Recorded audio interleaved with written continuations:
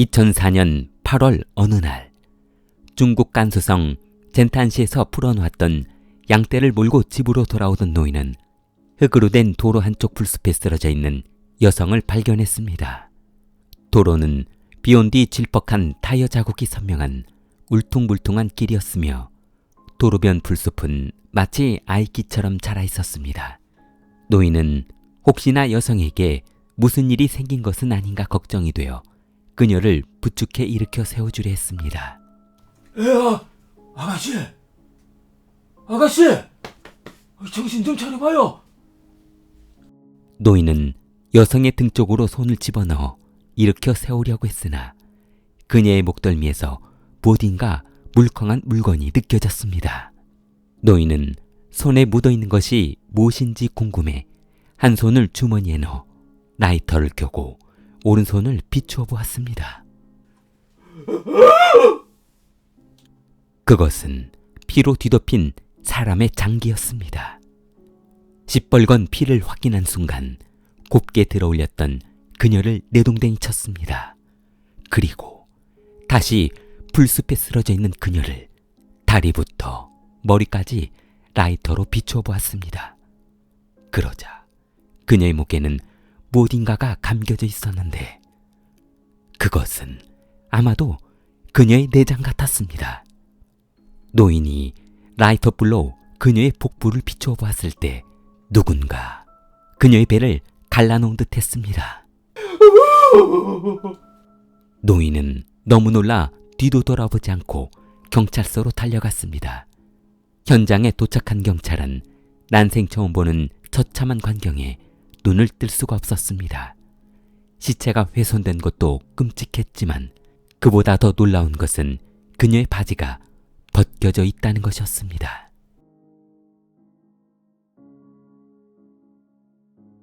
사망한 여성은 20대 초반의 아링이라는 여성이었는데 그날은 마침 회사 일을 마치고 버스에서 내려 집으로 돌아가던 길이었습니다.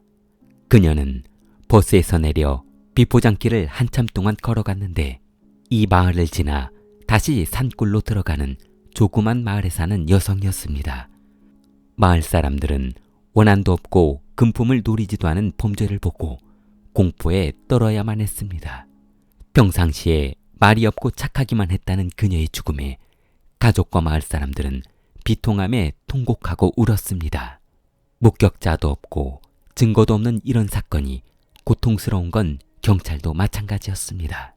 경찰은 신출귀몰하고 여성의 장기를 파헤친 범인을 적출귀라 부르기 시작했습니다.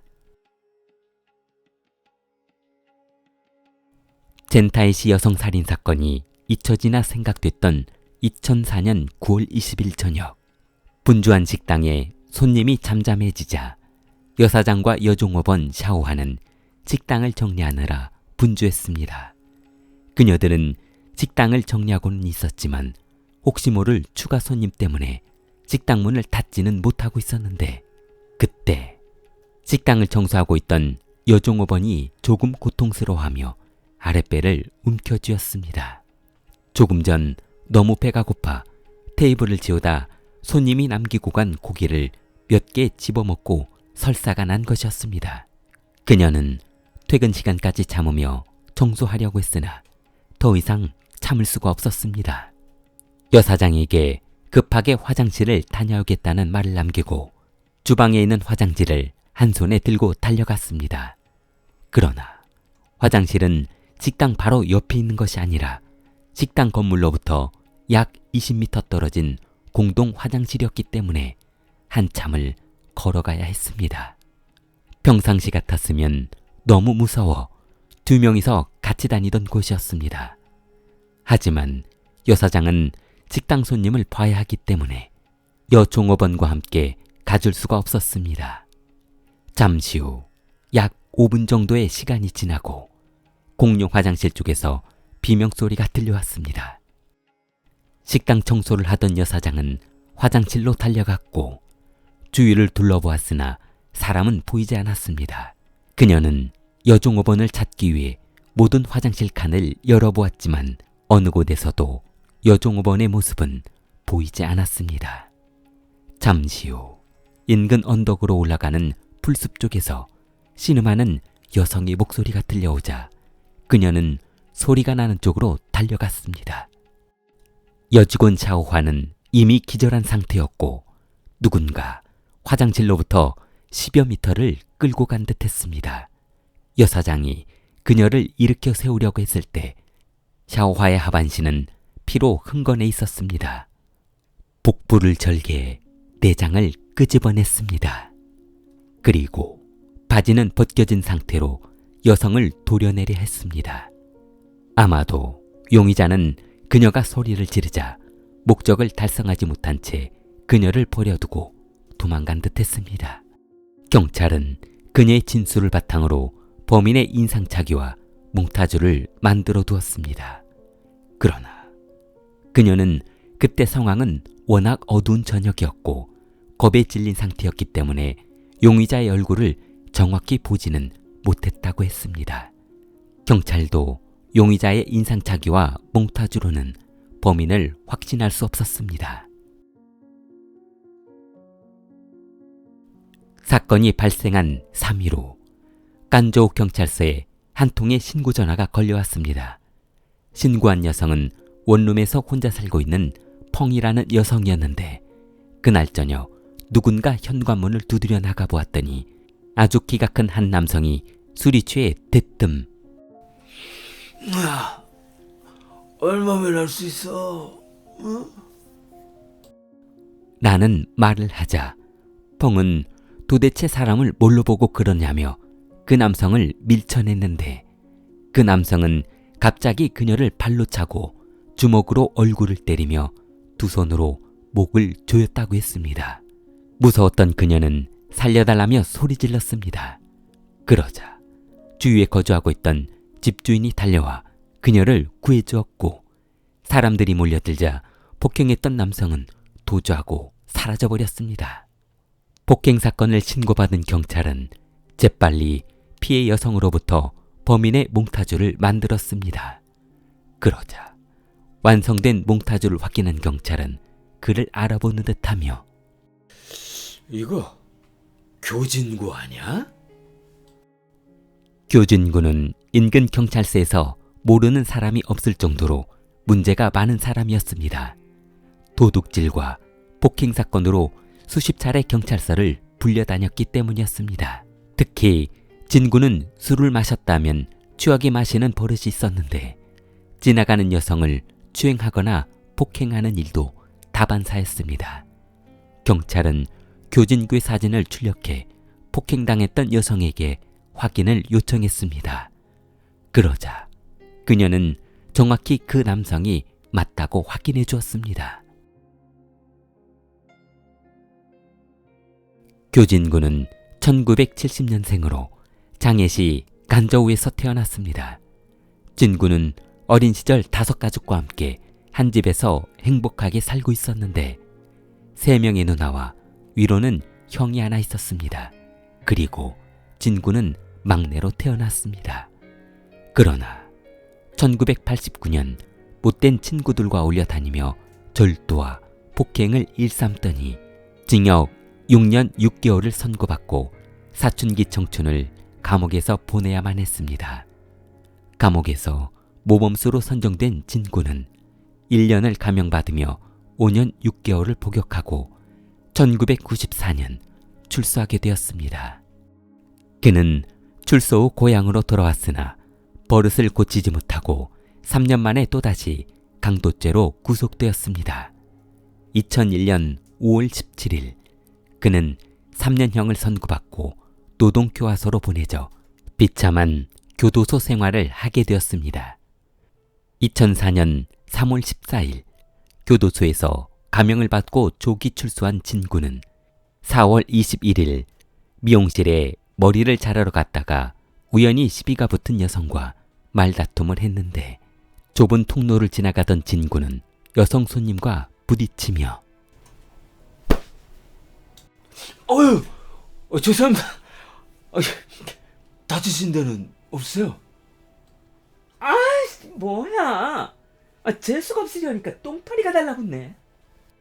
성질이 불같았던 진구는 그녀를 폭행하려 했으나 주위 사람들의 만류로 그녀를 폭행하지 못하자 다음 날인 2004년 4월 22일 아침, 진구는 그녀에게 복수하기 위해 미용실로 찾아갔고, 화장실에 숨어있던 진구는 그녀가 화장실로 들어오자 그녀를 쓰러뜨린 후 두 손으로 목을 졸라 살해하려 했습니다. 그러나 뒤이어 들어오던 손님이 현장을 발견하고 소리를 지르자 그녀의 지갑을 들고 도주해버렸습니다.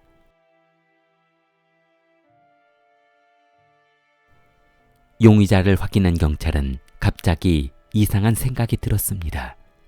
최근 발생하고 있는 잔인한 여성살인 사건의 방법과 아주 유사한 것 같았습니다. 여성의 목을 조이며 살해 위협을 한 것과 혼자 사는 여성을 범행 대상으로 삼은 것, 모든 것이 맞아떨어졌습니다. 그러자 경찰은 젠탄시 사건의 용의자가 교진구일 가능성이 크다는 생각이 들었습니다. 진구의 사진을 들고 식당에서 피습당했던 여성을 찾아갔습니다. 그리고 그날 당시 범인이 혹시 이 남성이 아니냐며 물었습니다. 병상에 누워있던 그녀는 경찰이 가져온 사진 속의 남성이 맞다며 확인해 주었고, 얼마 후 경찰은 교진구를 검거해 조사실에서 취조를 시작했습니다. 자네 8월 달에 어디 있었나?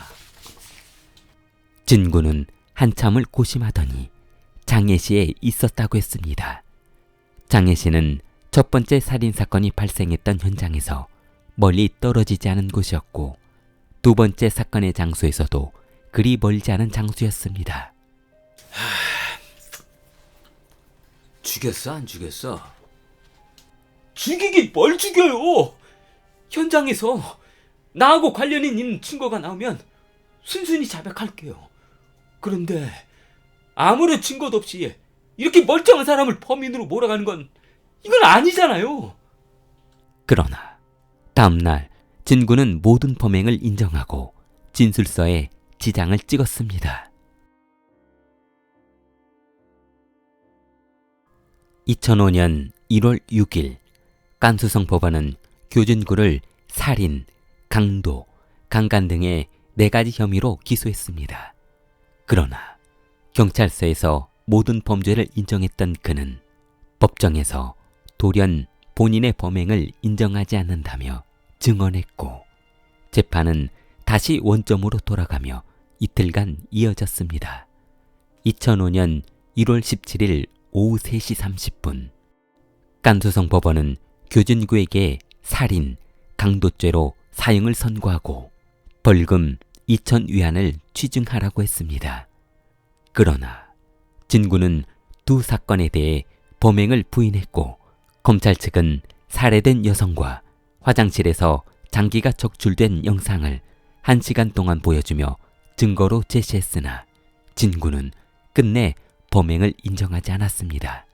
그러나 아무런 증거가 없이 검거된 교진구의 재판은 2005년 이후 6차례 재판이 거듭되었고, 2016년 11월 10일 교진구는 무죄라며 항소했으나 법원은 이미 2018년 6월 20일 최종 판결에서 본인이 모든 범죄를 인정했다며 항소를 받아들이지 않았습니다. 법원은 교진구가 8월 12일과 9월 20일 두 건의 살인사건을 저질렀으나 사실이 불분명하고 증거가 불충분하다고 판결했습니다. 교진구는 사형을 선고받았으나 현재 사형 집행은 하지 않았고 사형 집행 유예를 선고받아 교도소에 수감 중입니다. 사건의 진실은 본인만 알고 있어 적출기가 진짜 본인인지 아니면 진짜 적출기가 지금도 어디에서 숨어 지내고 있는지는 알 수 없었습니다. 길리를 사랑하는 마음을 좋아요와 구독으로 표현해보세요. 킬리였습니다.